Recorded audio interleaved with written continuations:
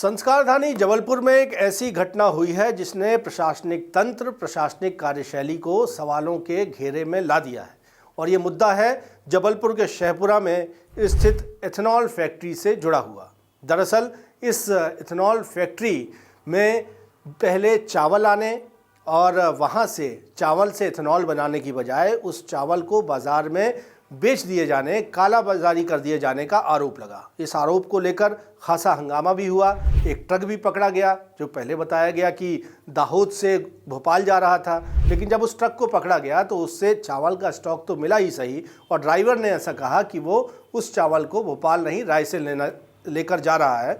और आरोप इस मामले पर लगा कि ये चावल एथेनॉल फैक्ट्री से निकाला गया था और उसकी काला बाजारी की जा रही थी। इस मामले पर कई सवाल उठाए जा रहे हैं और मामला गंभीर इसलिए है क्योंकि भारतीय जनता पार्टी के जो स्थानीय विधायक हैं, बरगी से भारतीय जनता पार्टी के विधायक नीरज सिंह ने इस पूरे मामले पर प्रशासनिक कार्यशैली पर बड़े सवाल उठाए हैं। उनका कहना है कि प्रशासन ने इस मामले पर ठीक तरह से जांच नहीं की है। अब जबकि भाजपा के ही विधायक प्रशासन को कटघरे में खड़े कर रहे हैं, तो कांग्रेस ने भी उनके आरोपों के साथ कदमताल किया है और पूछा है कि आखिर वो कौन शख्स है जिसका संरक्षण जबलपुर के शहपुरा में स्थित बालाजी सॉल्यूशन एथेनॉल कंपनी को हासिल है कि इस पर कोई कार्रवाई नहीं की गई है। गंभीर आरोप लगाए गए हैं। हालांकि एथेनॉल फैक्ट्री के प्रबंधन की ओर से भी जवाब दिया गया है, अपनी सफाई पेश की गई है। तो वहीं जिला प्रशासन और कलेक्टर राघवेंद्र सिंह भी कई बड़ी बातें इस मामले पर कह रहे हैं, जांच जारी होने की बात कह रहे हैं। लेकिन ये मुद्दा क्या है, आइए आपको समझाता हूँ। कोई फैक्ट्री जब चावल से एथेनॉल बनाती है तो फैक्ट्री परिसर से चावल बाहर कैसे जा सकता है? और अगर फैक्ट्री में एथेनॉल बनाने की बजाय आया चावल काला बाजारी से बाहर जाता पकड़ा जाता है तो प्रशासन उसे छोड़ कैसे सकता है? ये वो सवाल हैं जिनके बूते जबलपुर में एक बड़ा चावल घोटाला होने का आरोप लग रहा है। ये सवाल विपक्ष नहीं बल्कि जबलपुर से भाजपा के विधायक नीरज सिंह अपनी ही सरकार और प्रशासन से पूछ रहे हैं। दरअसल बीती 15 जनवरी की रात जबलपुर के शहपुरा में स्थित बालाजी सॉल्यूशन एथेनॉल फैक्ट्री में बड़ा बवाल हुआ था। फैक्ट्री के भीतर एफसीआई से एथेनॉल बनाने के लिए आया चावल बोरियों में बदलकर रखा गया था। इसी दौरान नज़दीकी बेलखेड़ा थाने में चावल से भरा एक ट्रक पकड़ा गया जिसे गुजरात के दाहोद से भोपाल भेजे जाने के दस्तावेज थे, लेकिन खुद ड्राइवर ने इसे रायसेन ले जाना बताया। आरोप लगे कि यह चावल एथेनॉल फैक्ट्री से काला बाजारी करते हुए बेचा जा रहा था, लेकिन प्रशासन ने कोई कार्रवाई नहीं की। ऐसे में स्थानीय भाजपा विधायक ने बड़े सवालों के साथ प्रशासन पर गंभीर आरोप लगाए हैं और कहा कि वो इसकी शिकायत मुख्यमंत्री से भी करेंगे। इस पर किस तरह से आपने संज्ञान लिया है? चूंकि इस घटना से सवाल लगातार उठ रहे हैं, इस मामले की जांच पर भी सवाल उठे हैं। आपने क्या पाया? आपने भी संज्ञान लिया था जब शिकायतें आप तक पहुंची? लगातार इस तरह की शिकायत विगत कई दिनों से प्राप्त हो रही थी कि जो चावल होता है वो एथेनॉल प्लांट में जा रहा है और जाकर जहां उसका एथेनॉल बनाने में इस्तेमाल होना चाहिए वो ना होकर वो चावल वापस राइस मिलों में पहुंच रहा है। इसके विषय में जब मैंने जानकारी एकत्रित करी तो जानकारी प्राप्त हुई कि जो पुराना एफसीआई या नागरिक आपूर्ति निगम के पास चावल होता है उसका बिड या ऑक्शन के बाद उसको कोई भी प्रतिष्ठान, चाहे वो एथेनॉल प्लांट हो या अन्य भी कोई संस्थान, उसको बिड में पार्टिसिपेट करके अपने रेट कोट करके वो ले सकती है। और एफसीआई के इस पुराने चावल को एथेनॉल वालों ने एक रेट के तहत उठाया है, जिसके की रिलीज़ ऑर्डर कटने के बाद चावल अलग अलग मिलर के पास से जो कस्टम मिलिंग राइस जो पुराना हो चुका है वो पहुंचता है एथेनॉल प्लांट। एथेनॉल प्लांट में उसका इस्तेमाल एथेनॉल बनाने के लिए होना चाहिए, मगर दुर्भाग्य से ये एथेनॉल प्लांट में इस्तेमाल ना होके जो सरकारी ब्राउन बैग्स में चावल गया था उसको अंदर फैक्ट्री के अंदर सफ़ेद बैग्स में पलटना, उसके कुछ वीडियोस भी हमारे पास में हैं, वो वीडियोस भी हमने देखे हैं। ये कहीं ना कहीं इस में एथेनॉल प्लांट की भूमिका पे संदेह उत्पन्न करते हैं, बहुत सारे सवाल खड़े करते हैं। इसके बाद कुछ गाड़ियों का एथेनॉल प्लांट से निकलकर आगे जाना, जो कि कहीं बेलखेड़ा थाने के आगे वो पकड़ी भी गई है गाड़ी, जिसमें स्पष्ट तौर पर ड्राइवर के कथन और उपस्थित जनों ने ये चेक भी किया कि उसमें सफ़ेद बैग्स के अंदर चावल रखा हुआ है। ड्राइवर का ये कहना है कि मैं एथेनॉल प्लांट से गाड़ी लेके और मैं कहीं रायसेन जा रहा हूँ, जबकि जो बिल सवाल तो ये है कि जब इथेनॉल प्लांट पे यदि कोई चावल या धान आ रही है तो उसका इस्तेमाल तो इथेनॉल बनाने के लिए होना चाहिए। चावल कैसे निकला? एग्जैक्टली यदि मैं ये कहता हूँ कि मैं शुगर फैक्ट्री है मेरी, तो मेरा प्रोडक्शन शुगर का होगा, तो रॉ मटेरियल तो इन होगा, मगर जो आउट होगा या जो प्रोडक्ट बन के बाहर निकलेगा वो शुगर निकलेगा। इसी तरह से एथेनॉल प्लांट से यदि कोई चीज़ बाहर निकलती है तो एथेनॉल निकलना चाहिए, या फिर जो बाय प्रोडक्ट्स या वेस्ट प्रोडक्ट होते हैं वो निकलना चाहिए। मगर दुर्भाग्य से शासन का जो ये चावल, जो FCI का पुराना चावल है, वो एथेनॉल प्लांट या फैक्ट्री से बाहर आना और उसके बाद वो गाड़ी आगे पकड़े जाना, और जब बिल ऑफ सप्लाई देखा जाता है तो 15/1 यानी कल की डेट का उसमें बिल होना, और जो बिल में कहाँ से माल भरा गया वो दाहोद से भरा बताना, क्या दाहोद से, और जहाँ डेस्टिनेशन था वो भोपाल जाने का लिखा हुआ था। दाहोद से पहली बात तो वो क्यों इथेनॉल प्लांट के अंदर वो गाड़ी जाती है और वहाँ बैग बदल के, सफ़ेद बैग बदल के वो भोपाल ना जाना बताते हुए वो बोलता है कि मैं रायसेन लेके जा रहा हूँ। ये कुछ ऐसे सवाल खड़े करता है जो कहीं ना कहीं संदेह भी उत्पन्न करता है कि ये जो भी घटिया चावल है ये वापस मिलर्स के माध्यम से या वापस पब्लिक डिस्ट्रीब्यूशन सिस्टम में आएगा, जो कहीं ना कहीं एक गंभीर चिंता का विषय है। लेकिन संदेह का तो सवाल उस प्रशासनिक जांच पर भी है, उस वाहन पर भी है जो पुलिस की ओर से पकड़ा गया बेलखेड़ा थाना की ओर से, और उसके बाद उसे जानकारी है कि वो रिकॉर्ड में दर्ज नहीं है, उस पर कोई FIR नहीं की गई, उसमें कोई अरेस्टिंग नहीं की गई। हाँ, ये बात तो क्योंकि चूँकि ये पूरा विषय मेरे संज्ञान में था, वो गाड़ी का बेलखेड़ा थाने में पकड़ा जाना और उसके कागज को देखने से लेके उसका पंचनामा बनने से लेके सारी जानकारी मेरे संज्ञान में है। और प्रशासन का ये कहना कि उसमें धान नहीं था इसलिए हमने उसको छोड़ा, कुछ सवाल प्रशासनिक अधिकारियों को ये भी उनसे करने की आवश्यकता थी कि जब दाहोद से आप बोल रहे हैं माल उठाया गया, चावल लिया गया और हम भोपाल भेज रहे हैं, और ड्राइवर ये कह रहा है कि मैं एथेनॉल प्लांट से चावल लेके आ रहा हूँ, मैं भोपाल नहीं ले जा रहा हूँ, मैं रायसेन ले जा रहा हूँ, ये सारी बातें पंचनामे में हैं, तो आपने प्रथम दृष्टया उस गाड़ी को क्यों जाने दिया? और यदि जाने दिया तो क्या कोई कार्रवाई के उपरांत जाने दिया? और यदि अभी तक कार्रवाई नहीं की तो कब तक उस पर कार्रवाई करेंगे? ऐसे कुछ प्रश्न हैं जिनकी जांच होना चाहिए।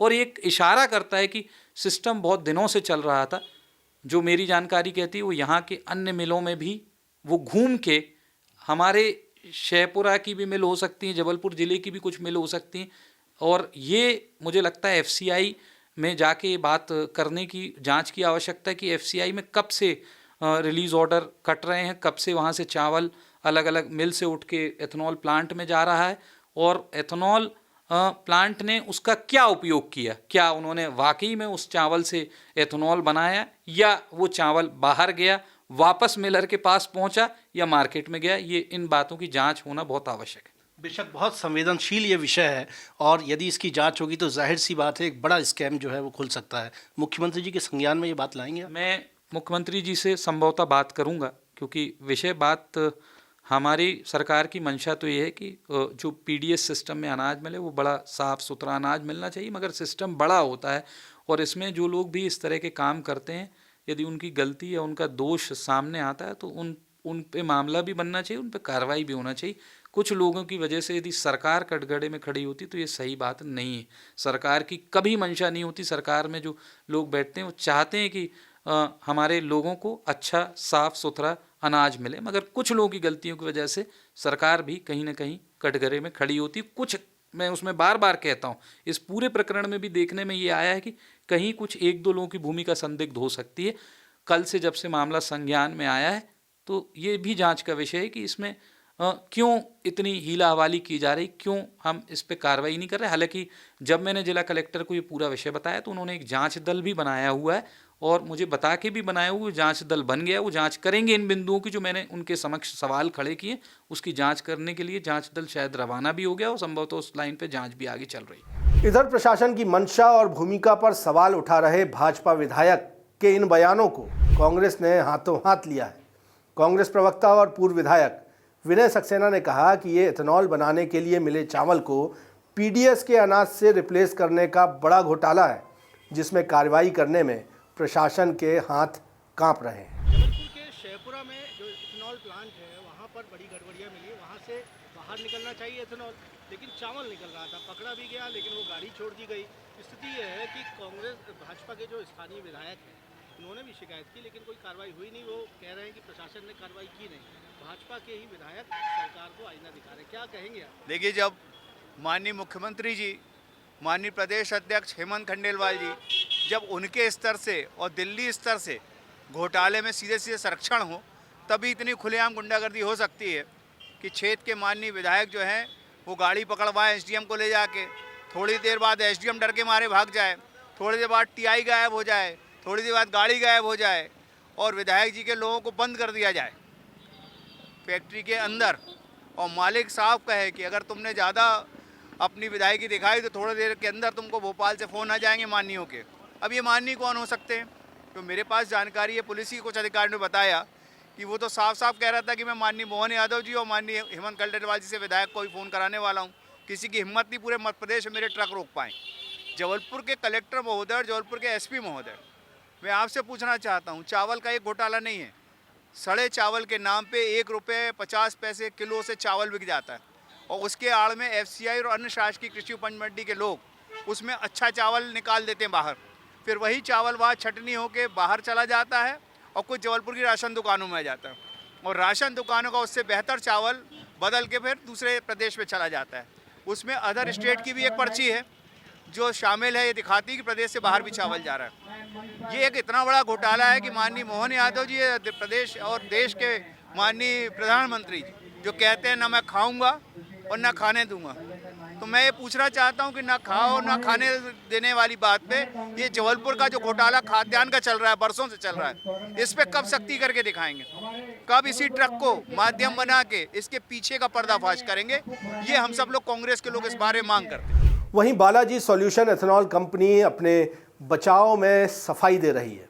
फैक्ट्री के मैनेजर मनीष सिंह का कहना है कि अपनी कॉस्ट घटाने के लिए उन्होंने चावल को जूट के बोरों से प्लास्टिक बैग्स में रखवाया था, और फैक्ट्री के बाहर ट्रक में मिले चावल से उनका कोई लेना देना नहीं है। दूसरी तरफ जबलपुर कलेक्टर राघवेंद्र सिंह तमाम सवालों पर मामले की जांच जारी होने की बात कह रहे हैं।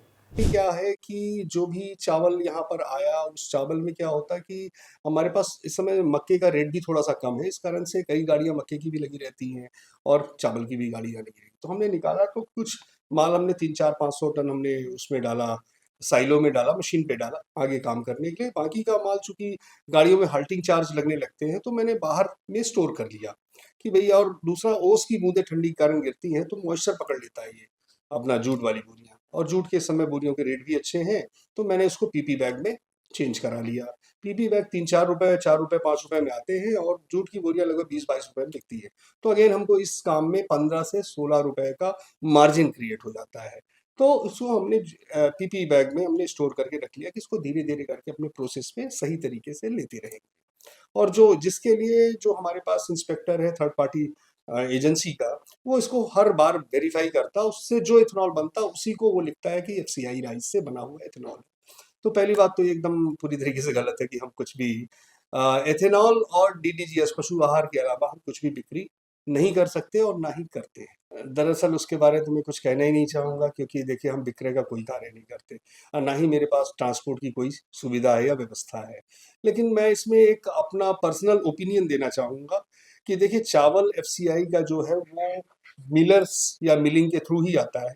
तो यहाँ पर जबलपुर के अंदर 100 से ज़्यादा मिल्स हैं, तो क्या पता वो कहाँ से आया और कैसे पकड़ा। चूंकि ये टैक्स फ्री आइटम है, तो कोई भी ट्रक अपना लोड करके कहीं भी जा सकता है। उसमें खाली मात्र श्री बालाजी जो कि कंज्यूम करता है चावल, मतलब हम यूज करते हैं, तो उसका उल्टा बेचने का मतलब ये तो गलत है।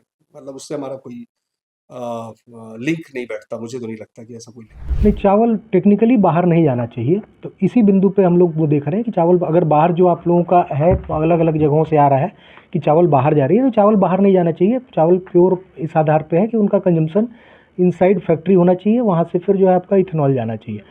चावल, मक्का, ये शासन सरकार की तरफ से खुद ही प्रोवाइड किया जाता है चावल जो है एफसीआई के माध्यम से इनको ये करने के लिए, इथेनॉल बनाने के लिए, और शासन सरकार ही इनसे लेती भी है इथेनॉल। अब वो मैं वही कह रहा हूँ, उनको नोटिस देके और वो चीज़ें पूछी जा रही हैं उनसे, वो जानकारी ली जाएगी उनसे। इधर इन तमाम आरोपों और सफाइयों के बीच इतना साफ है कि अगर इस संवेदनशील मामले पर गहराई से जाकर जांच की जाती है तो दो बातें हो सकती हैं। या तो एक बहुत बड़ा घोटाला खुल सकता है, या इस मुद्दे को लेकर जो धुंध छाई हुई है वो साफ हो सकती है, आरोपों की सच्चाई का पता लगाया जा सकता है। इस पर भी जब स्थानीय भाजपा विधायक ही इस मामले पर कड़ी कार्रवाई और गहरी जांच की मांग कर रहे हैं, तो ये ज़रूरी भी है कि इसकी जांच की जाए, और ताकि इस मुद्दे पर सियासत होने से भी रोका जा सके। आप क्या राय रखते हैं इस पूरे मामले पर, हमें कमेंट करके ज़रूर बताएं, और हमारे चैनल IBC 24 महाकौशल को सब्सक्राइब ज़रूर कर लें। धन्यवाद।